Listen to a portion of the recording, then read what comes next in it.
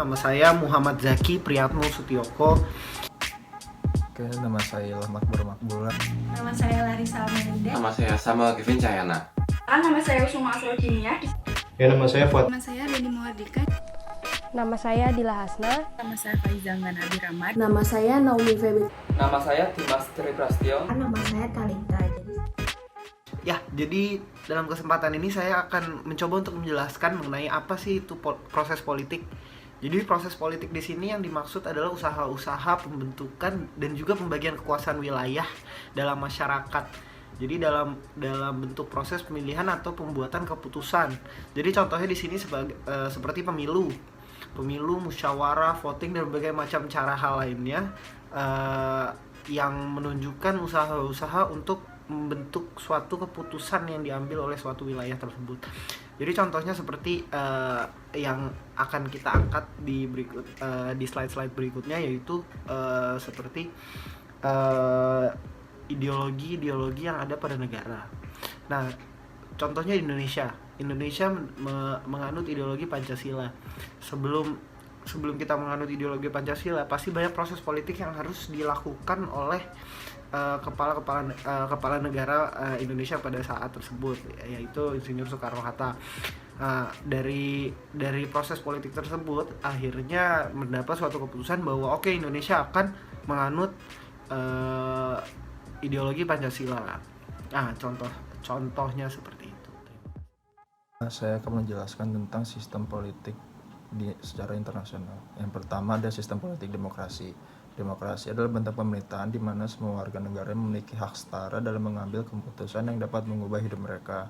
Dan demokrasi mengizinkan warga negara yang berpartisipasi baik secara langsung atau melalui perwakilan dalam perumusan, pengembangan, dan pembuatan hukum. Dan yang kedua ada parlementer, yaitu sebuah sistem pemerintahan yang parlemen memiliki peranan penting dalam pemerintahan. Dalam hal ini, parlemen memiliki kewenangan dalam mengangkat perdana menteri dan parlemen pun dapat menyatukan pemerintahan.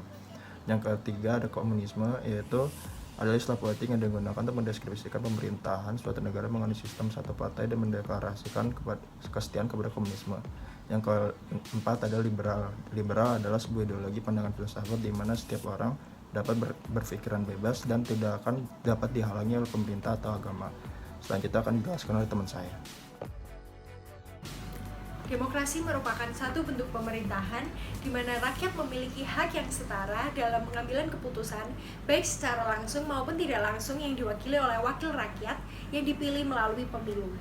Terdapat banyak jenis demokrasi seperti demokrasi liberal, terpimpin, Pancasila, dan lain-lain yang memiliki ciri khas yang berbeda-beda. Seperti contohnya demokrasi liberal, yang dimana dalam pengimplementasiannya kekuasaan pemerintah itu dibatasi dan tidak diperbolehkan untuk banyak ikut campur. Berbeda dengan demokrasi Pancasila, yang dimana demokrasi ini berdasarkan atau didasarkan oleh Pancasila. Terdapat 4 jenis demokrasi, yaitu full, flood, hybrid, dan authoritarian. 4 hal ini adalah level atau tingkat demokrasi suatu negara. Sekarang saya akan menjelaskan contoh-contoh negara yang melaksanakan sistem demokrasi. Berdasarkan Indeks Demokrasi tahun 2019, didapatkan 5 negara dengan tingkat demokrasi paling tinggi di dunia, yaitu Norwegia, Islandia, Swedia, Selandia Baru, dan Finlandia. Di mana kelima negara ini melaksanakan sistem full demokrasi, sehingga semuanya memiliki nilai yang sempurna, baik dalam proses pemilihan umum, penghargaan terhadap pluralisme, kemudian pelaksanaan fungsi pemerintah, politik, maupun adanya jaminan terhadap kebebasan sipil. Lalu, negara-negara ini dapat menjadi negara paling demokratis dunia karena adanya hubungan sehat antara warga negara dengan parlemen atau pemerintah, di mana warga negara melihat bahwa parlemen mereka itu bukan berasal dari kalangan elit yang tidak bisa disentuh. Oleh karena itu, hal ini berdampak kepada warga negara yang tidak merasa tersisih sehingga mereka tidak merasa disalahpahami. Selain itu, warga negara juga percaya dan yakin bahwa suara mereka didengar, sehingga mereka merasa sebagai bagian dari demokrasi itu sendiri. Ini adalah proses politik dalam negara parlementer. Nah, sistem pemerintahan parlementer sendiri merupakan sistem pemerintahan di mana anggota parlemen memiliki peranan penting dalam pemerintahan. Dalam sistem ini, kepala negara dipimpin oleh presiden atau raja yang memiliki kekuatan simbolik, sedangkan kepala pemerintahan dipimpin oleh perdana menteri yang ditunjuk oleh badan legislatif.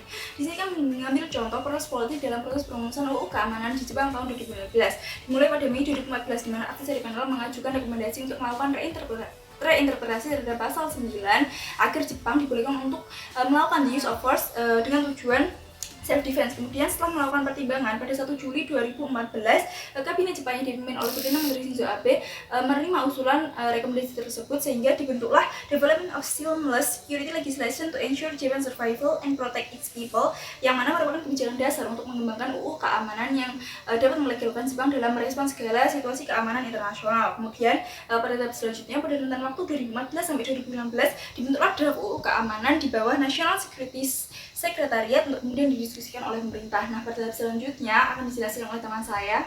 Saya akan melanjutkan pembahasan mengenai proses terbentuknya RUU Keamanan menjadi UU Keamanan di Jepang. Yaitu yang pertama, pada tanggal 15 Mei 2015, Kabinet mengajukan RUU Keamanan ke Diet.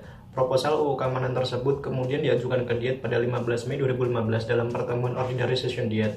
Draft proposal UU Keamanan tersebut berisi antara lain mengenai tindakan yang harus diambil Jepang dalam merespons situasi keamanan internasional, perlindungan terhadap aset persenjataan, dan lain-lain. Kemudian selanjutnya pada tanggal 19 September 2015, Diet meloloskan RUU Keamanan menjadi UU Keamanan. Setelah dinyatakan lolos di majelis rendah, draft UU Keamanan dibawa masuk ke majelis tinggi untuk dipertimbangkan. Pembahasan di majelis tinggi diberikan waktu selama 60 hari, yaitu sampai tanggal 27 September 2015. Di dalam majelis tinggi inilah yang menentukan apakah draft UU Keamanan dapat disetujui dan disahkan menjadi UU. Kemudian setelah melalui proses yang begitu panjang, akhirnya pada tanggal 19 September 2015, draft UU Keamanan dinyatakan lolos oleh majelis tinggi. Maka RUU Keamanan telah dipastikan sah menjadi UU. Kemudian yang ketiga, 29 Maret 2016, UU Keamanan 2015 mulai diberlakukan. Setelah melalui proses yang begitu panjang, akhirnya pada tanggal 29 Maret 2016, UU Keamanan mulai diberlakukan di Jepang. Di sini saya akan menjelaskan mengenai sistem komunisme. Komunisme sendiri menciptakan masyarakat dengan aturan sosial dan ekonomi berdasarkan milik bersama. Salah satu negara yang menganut sistem ini adalah China. China sendiri mengalami 3 kali revolusi hingga akhirnya tercipta Partai Komunis China dan menjadi partai tunggal penguasa di sana. China sendiri memiliki tiga tingkatan komando yang terdiri di daerah, kemudian kabupaten, dan provinsi.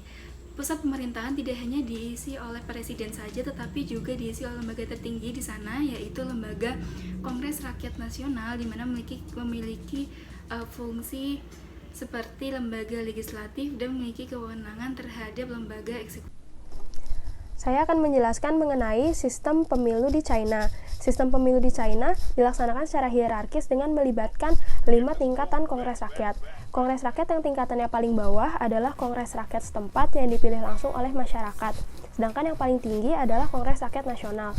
Nah, kongres-kongres yang tingkatannya di atas kongres rakyat setempat dipilih oleh kongres-kongres yang ada di bawahnya. Seperti misalkan Kongres Rakyat Nasional dipilih oleh anggota-anggota dari Kongres Rakyat Provinsi, seperti itu. Nah, untuk pemilihan presiden dipilih oleh Kongres Partai yang diadakan 5 tahun sekali. Nah, untuk masa jabatan presiden sejak masa Deng Xiaoping adalah maksimal 2 periode atau 10 tahun, karena satu periodenya merupakan 5 tahun. Akan tetapi pada tahun 2018 kemarin, pembatasan masa jabatan presiden dihapuskan sehingga presiden bisa menjabat seumur hidup. Kebijakan ini mulai diterapkan pada masa Xi Jinping. Sistem presidensial ini merupakan sistem pemerintahan negara republik di mana kekuasaan eksekutif dipilih melalui pemilu dan terpisah dengan kekuasaan legislatif. Nah, sistem presidensial ini memiliki 3 unsur untuk membentuk pemerintahan presidensial ini.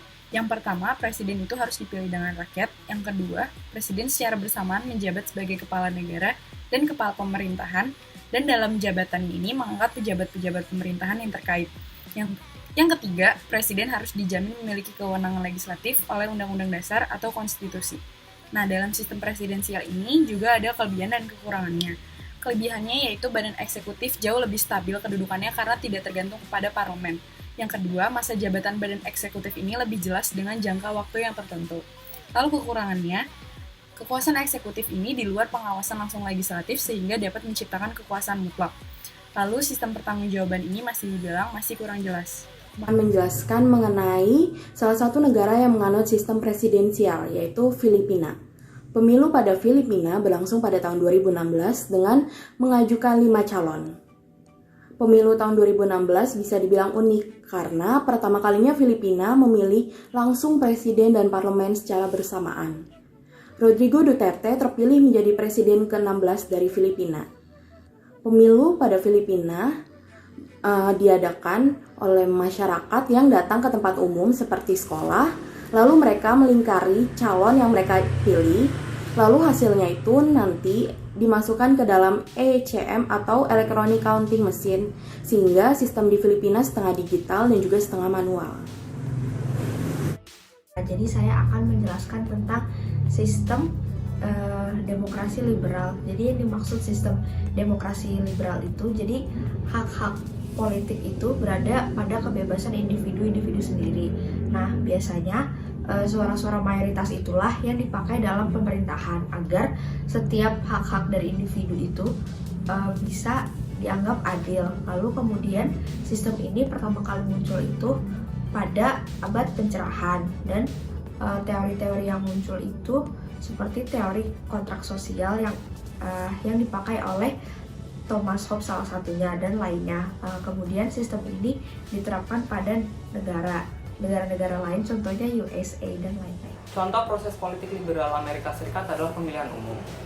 Pemilihan ini memiliki 4 tahap, yaitu pemilihan pendahuluan, kampanye, pemilihan umum, dan electoral college. Pada tahap pemilihan pendahuluan, pemilihan yang dilakukan adalah untuk menetapkan pasangan calon presiden dan wakil presiden. Partai Republikan dan Demokrat akan memilih kandidat pasangan calon dari partainya masing-masing. Tahap selanjutnya adalah masa kampanye. Masing-masing partai akan melakukan kampanye di konvensi nasional. Kampanye ini sendiri dilakukan sendiri-sendiri.